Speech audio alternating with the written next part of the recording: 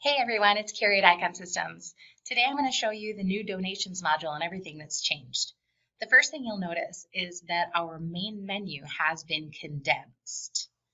The donor numbers is the same as the assigned numbers screen. It has not changed, it's just been renamed.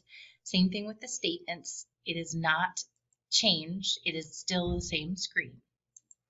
Our reports are exactly the same as well, but they have been relocated out onto the main menu so that it's more accessible, easier to find for you.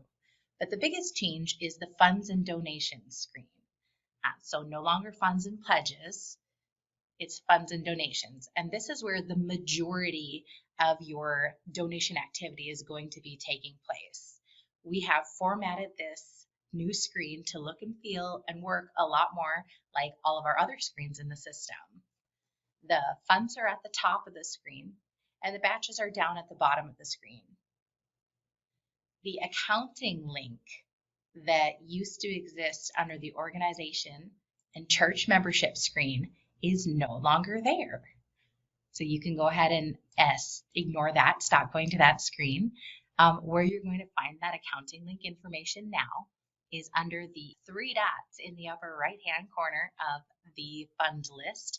And you can see that there are some options here. So accounting fund, checking, and revenue. So when I close that, I've added those items to my list and I can go through. I see I have one here, I guess called chicken dinner, and that one does not yet have the accounting link set up. So simply I can just click on that. I can search by scrolling, or I can actually even start typing in the fund I'm looking for. Same with the account I'm looking for. What do we have? BB checking, I think. There we go. And then we also have revenue. So we'll say contributions revenue. So my accounting link is all set for that fund. And you can hide those too if you don't want to continue to see those. Again, we just click those out of the screen at the top. They're still in effect. They still exist. Your choices are still made. We're just not viewing them anymore. If you want to add a brand new fund, you just click on the Add New Fund button. It simply adds a new fund. It starts a new fund, so it should be alphabetically first in the list each time, and it's going to highlight that. To change the name, you just simply click in there and go ahead and call it the new fund that you want to call it. And oh, a fund that already exists. Sure it does.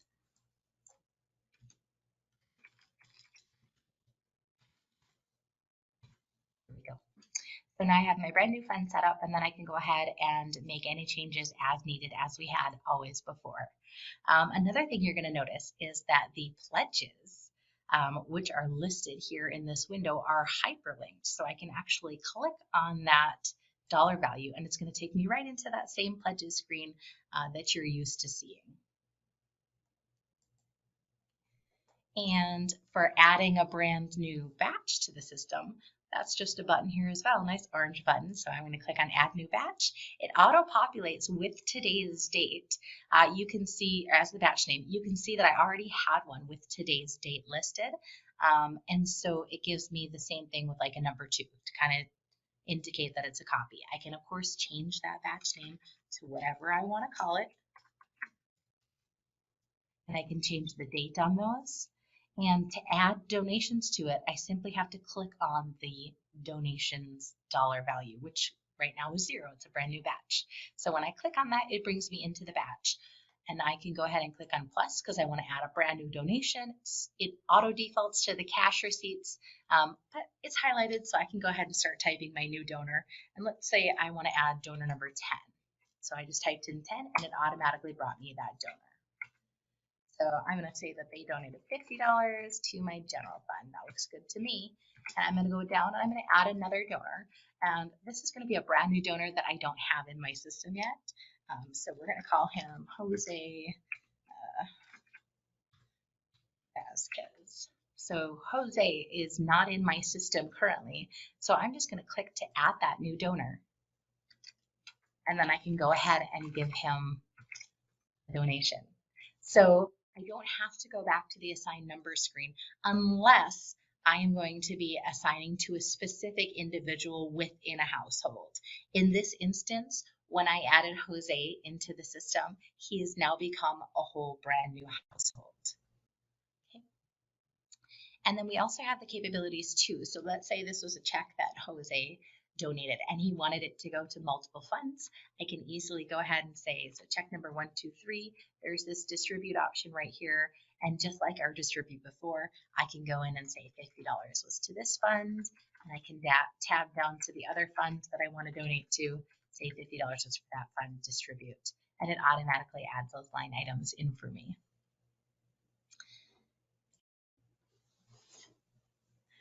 And the other thing is when we are linked to the fund accounting, so for any of you that are, you're going to want to go into the three-dot icon right here and go ahead and make sure you've got the accounting action column and the accounting entry, those two for sure, in your columns, because as you can see, the two batches that I created today say send to accounting, meaning I have not yet sent them to my accounting system. So there is no more posting of contribution batches. As soon as you enter your items in, that's it. It's already added. You can see to the far left over here that we have a batch ID, so no longer posting journals. They're called batch IDs. You can see the batch ID is over here on the left, and I can actually click on that batch ID, and it's going to open up my posting journal report. So you can reprint those at any time from this screen. And if I want to send that batch to the accounting, I can simply click on send to accounting. Missing my link to the fund accounting system. Okay, so let's try this other one here. Send to accounting, great. And then it gives me automatically the journal number for the accounting entry. If I click on that, if you have permission to view the accounting, you can actually view the new journal in the accounting side that it just created for you. And then if you update something within that batch, so I'm going to go back to the same September 20th batch that I had just posted, and I'm going to say, oh, well, this wasn't supposed to be this donor, it's this one. That doesn't change the accounting, so that's fine. But I'm going to say, and actually it wasn't $10, it was $100.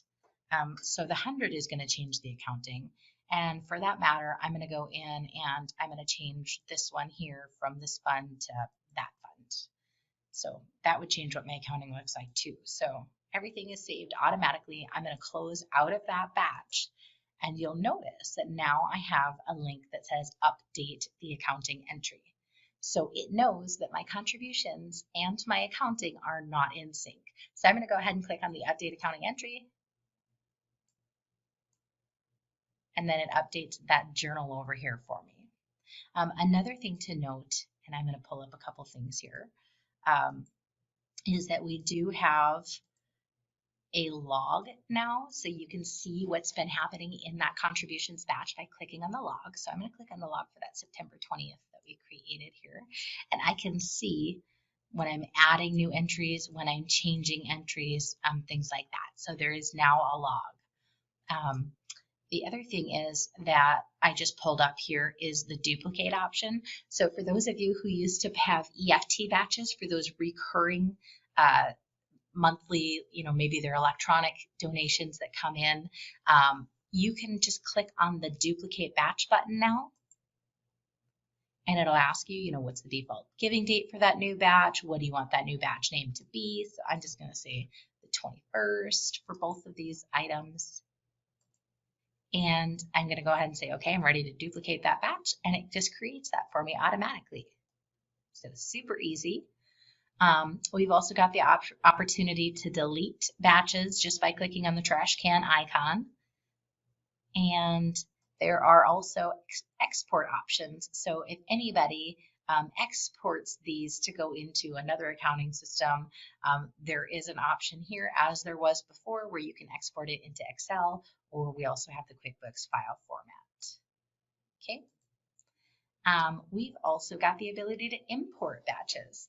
So all of the imports, Banco imports, Worldline imports, or if you're just importing from another file, all of those import processes are exactly the same. We have just moved the location of where to find them. So clicking on any of these will bring you to the familiar screens that you have seen before.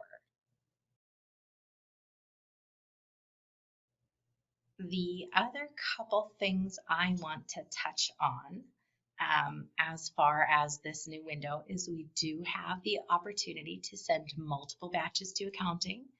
So I can do as many as I want at a time, except for when I have some missing. There we go. And I can send all of those. We also have the ability to view donations just like we did before. It might have said, I think, view finances or something like that. So you can click on that and you can see there's a couple different ways to view them. And then when you see all these items listed in here, you can actually click on these as well, and it'll break it down even further.